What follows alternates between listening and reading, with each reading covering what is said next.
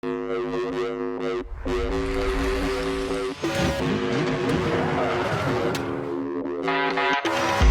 a really scary car to drive. It still frightens me to this day actually, it's that quick. But yeah, definitely feeling good, you know, especially after having a solid season in this. We've managed to finish in the top 10 in the World Series, and you know, we've learned a lot about the car and the actual setup, so feeling really confident heading into today. Like, got here at like midnight last night.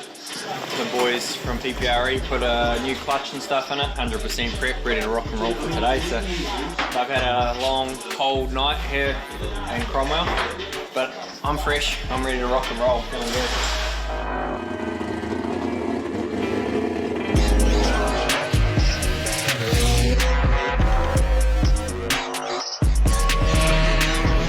Interesting day with heaps of camera platforms out there. We started off with Alpine Heli, shooting some aerial stuff.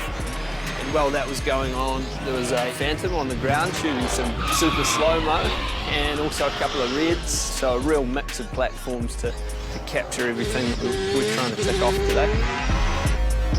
One of the reds this morning was rigged up on a tracking camera, so they were tracking Mike at about 110 kilometres down the racetrack. Those shots were all about just super dynamic movement, putting the viewer as close to the action as you'll ever be.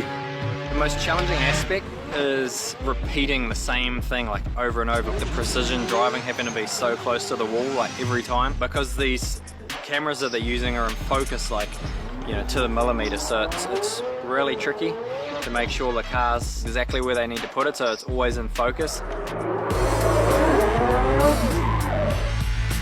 So the Nitto compound that we run is really soft. Like as far as track time goes, roughly a minute maximum. It just depends on the speed of the corner. Obviously the speed of the corner, Mike's in a higher gear, the wheels are actually going a whole lot faster, so we shred a lot more rubber. On one of the sections we were just doing there, we were only getting 2 runs of the section and the tyre's completely gone. When the tyre goes, it's not nice and it can have a catastrophic effect, so you've certainly got to keep an eye on the tyre wear. So I guess one of the ways that this differs from the Conquer the Crown clip is that we had to fit like 100 corners and 10 or 11 kilometres of roads that we had to get into a short clip. Whereas this one, we're not trying to get as much in, so we can spend a little bit more time on each corner and really give the viewer a good idea of Mike's driving style. We thought it would be awesome to see the car sort of fly apart so people can sort of see inside, but not in a technical way, but a sort of stylized way where there's a lot of weight to the parts and a lot of detail. We also rolled on a 360 video rig, which was pretty cool. Mike's car's unique in that we can stick it out at the top and still see inside, so we thought it was a good opportunity to roll some 360 video, and it's looking pretty awesome. It turned out great.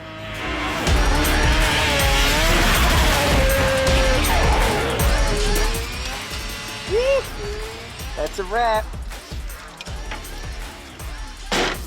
Now it's up to Ryan and crew to make me look good.